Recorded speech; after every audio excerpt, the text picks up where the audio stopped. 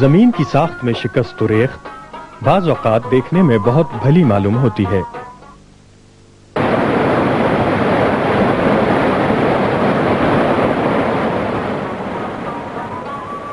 زمین میں یہ قدرتی تبدیلیاں کیوں رونما ہوتی ہیں اور ان کے اثرات زراعت پر کہاں تک اثر انداز ہوتے ہیں، یہ تحقیق آپ کے لیے یقیناً دلچسپی سے خالی نہیں ہوگی. ہمارے ملک میں 60% بارشیں جولائی، اگست اور ستمبر کے مہینے میں ہوتی ہیں، جو کہ مونسون کا موسم کہلاتا ہے. اس موسم میں بارشیں خاصی تیز اور زیادہ مقدار میں ہوتی ہیں. درخت اور سبزہ قدرتی ماحول کو متوازن رکھنے کے ساتھ ساتھ زمین کے کٹاؤ کو روکنے میں ایک انتہائی اہم کردار ادا کرتے ہیں. ان کی زیر زمین جڑیں مٹی کو نہایت مضبوطی سے جکڑے رکھتی ہیں. زمین کے کٹاؤ کی ایک بڑی وجہ درختوں اور سبزے کی کمی یا غیر موجودگی بھی ہے.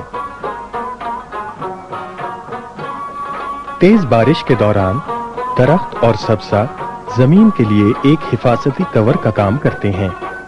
اس کور کی وجہ سے تیز بارش زمین پر براہ راست نہیں پڑتی.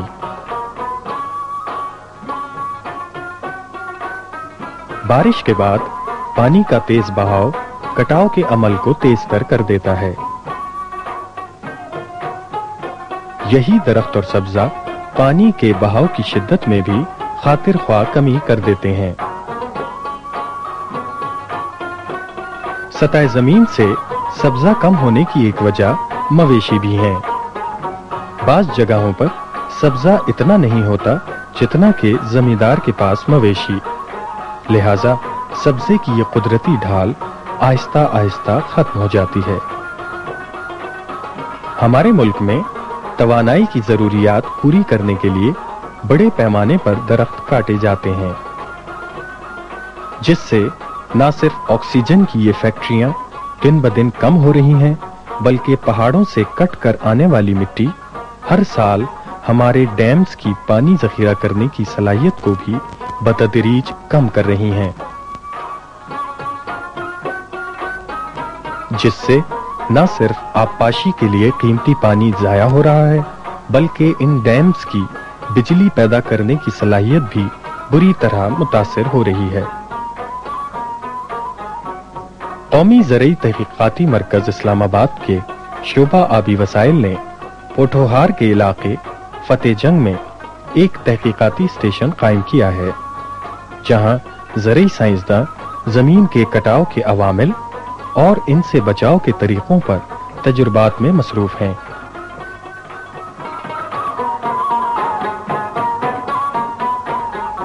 کٹاؤ کے عمل کو روکنے کے ساتھ ساتھ کٹاؤ زدہ زمینوں کا بہتر اور منافع بخش استعمال بھی ایک حل طلب مسئلہ ہے، جس میں ان ماہرین کو خاطر خواہ کامیابی حاصل ہوئی ہے. اب یہ پوٹھوہار کا جو علاقہ ہے 1.8 ملین ہیکٹیئر ہے، اس میں 2/3 کٹاؤ کے عمل سے متاثر ہے. تو زرعی تحقیقاتی کونسل نے اس علاقے پہ خصوصی توجہ دی.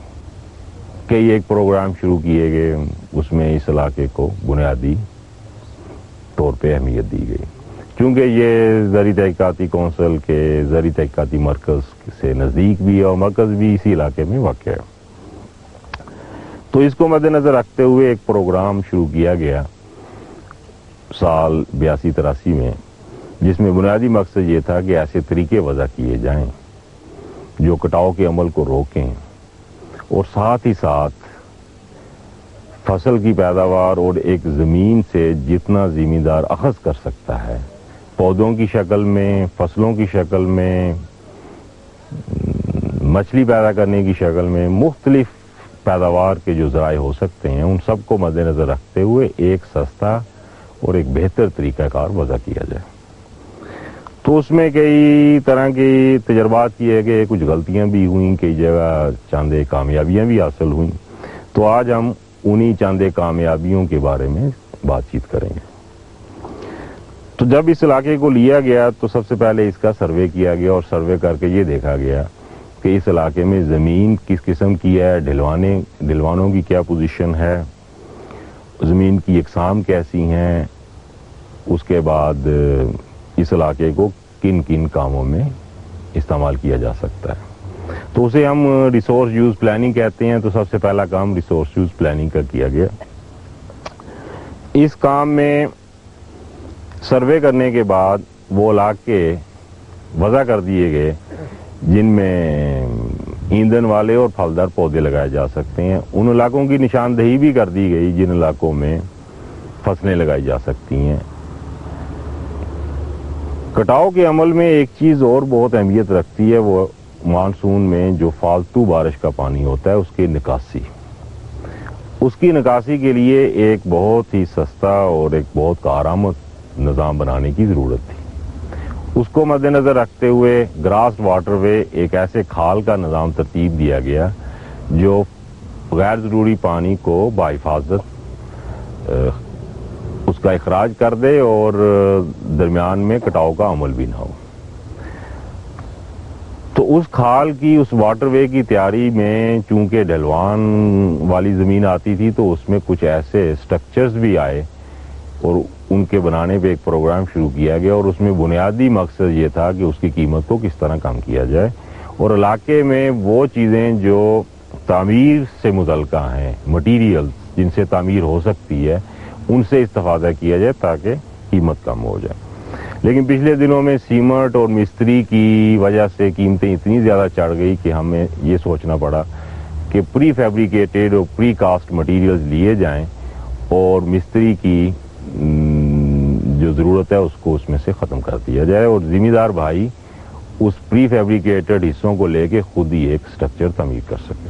وہ سستا بھی ہوگا، اور حکومت کا جو اس میں رول آتا ہے کہ وہ ایک مستری مہیا کریں اور انجینئرنگ سکلز انہیں پرووائڈ کریں، اس سے بچت ہو جائے گی۔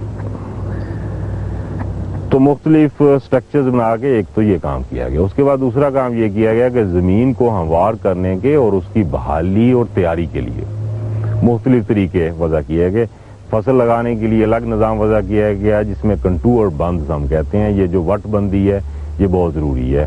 یہ ایک طرف تو پانی کے جذب کرنے کی صلاحیت کو بڑھاتی ہے اور پانی کی جو رفتار ہے اس کو بھی کم کرنے میں مدد کرتی ہے، لیکن ساتھ ساتھ یہ بھی خیال رکھا گیا کہ جو فالتو پانی ہے وہ کھیت سے نکل کے اس کا بحفاظت نکاس ہو سکے۔ دوسرا جو بڑا استعمال زمین کا مد نظر تھا وہ یہ تھا کہ ایندھن والے اور پھلدار پودے ان کو لگایا جائے۔ پودے تو اس ملک میں بہت دیر سے لگتے چلے آ رہے ہیں، لیکن ان کی کامیابی 5% سے بھی زیادہ کبھی نہیں ہوئی۔ تو اس کو مد نظر رکھتے ہوئے طریقے پہ ذرا محنت سے کام کیا گیا۔ تو ایک نظام وضع کیا گیا جو بہت سستا ہے، اسے ہم آئی برو ٹیرس کہتے ہیں، چونکہ اس کی شکل آئی برو سے ملتی ہے، اور اس میں ہم نے پانی کو ہارویسٹ کر کے ایک ہی جگہ پہ اکٹھا کر دیا تاکہ بارش کے پانی سے 4-5 گنا زیادہ پانی ایک پودے کو میسر آ سکے۔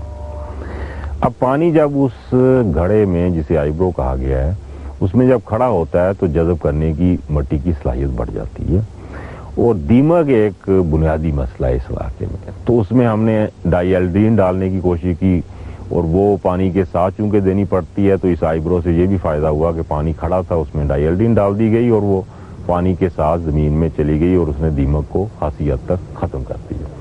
اس کے بعد گڑھے کے درمیانی والے حصے کی زمین کو کھودا گیا، اس میں کھاد ملائی گئی جو گوبر سے بنتی ہے، اور اس میں پودے لگا دیے گئے۔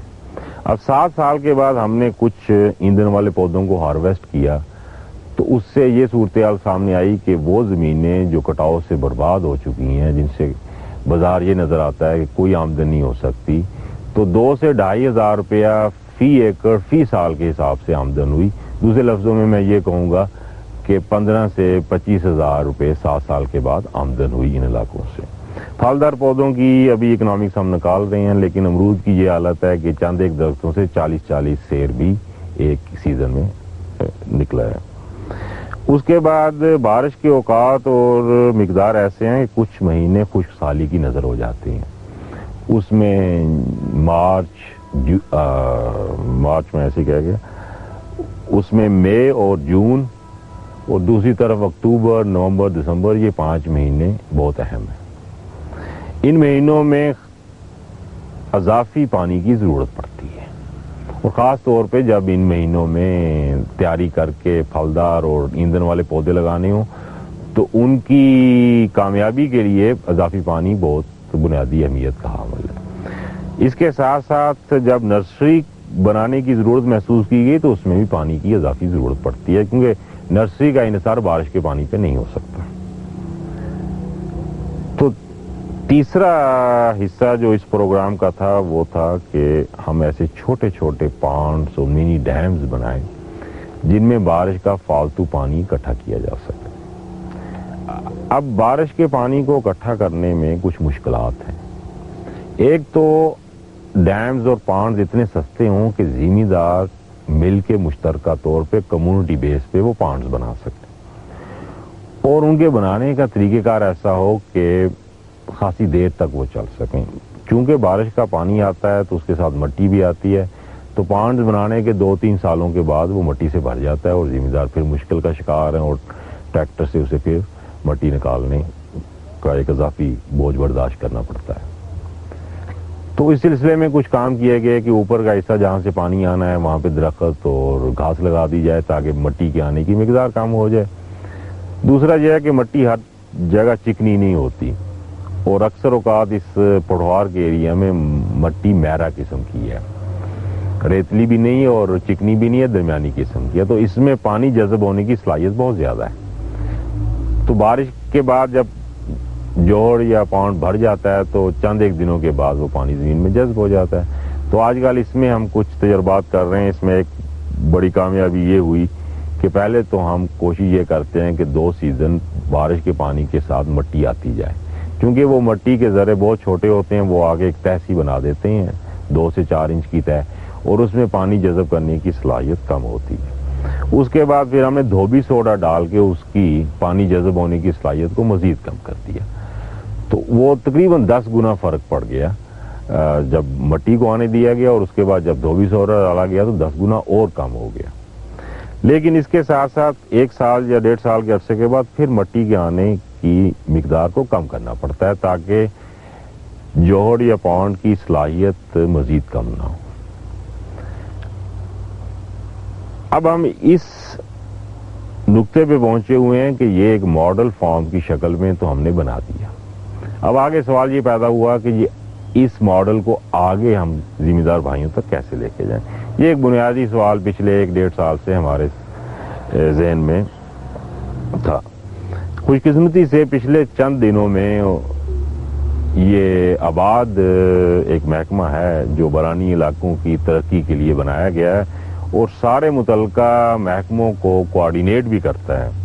تو آباد کے ساتھ مل کے PARC اب ایک مشترکہ پروگرام چلائیں گے، اور اس میں اس ٹیکنالوجی کو یا ہمارے زمیندار بھائیوں نے یا باقی اداروں نے جو کامیابیاں حاصل کی ہیں ان سب کو سامنے رکھتے ہوئے چند ایک چیزوں کا نشاندہی کی جائے گی جو چیزیں ہم زمیندار کے لیے لے کے جا سکتے ہیں۔ جب کوئی پروگرام زمیندار کے پاس لے کے جایا جاتا ہے تو اس میں بنیادی طور پہ یہ دیکھا جاتا ہے کہ وہ زمیندار کے بنیادی سوالوں کا جواب دے سکے۔ تو اس لیے پلاننگ کے فیز میں زمیندار بھائی اسی طرح شامل ہوں گے جس طرح باقی سائنسدان اور انجینئر شامل ہوں گے۔